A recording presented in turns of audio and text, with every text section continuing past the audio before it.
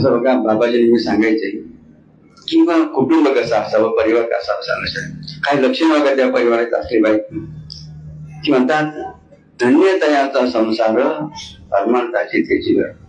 की धन्य संसार कोणत्या संसाराला म्हणलं जातं का म्हणलं लक्षात की पतिव्रता स्त्री बघा की पतिव्रताचा भाव तिचा पती तिला देव लक्षात बघा.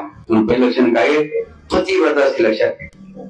त्याप्रमाणे दुसरं लक्षण सांगितलं बघा धन्य संसाराचं की कुळी कन्या पुत्र होतीचे सात्विक आणि दयाचा हरिक आणि की सात्विक सर्व मुलं कसे एकदम की सात्विक लक्षात सात्विक लक्षात. त्याप्रमाणे तिसरं बघा लक्षण सांगितलं महत्वाचं की बुद्धिमान मित्र बघा मित्र कसा असावा बुद्धिमान असावा. हे तिसरं लक्षण आहे त्यांना संसारात की बुद्धिमान का मित्र असावा. आणि चौथं लक्षण काय त्यांनी संसारांचं अतिथी लक्षात घ्या.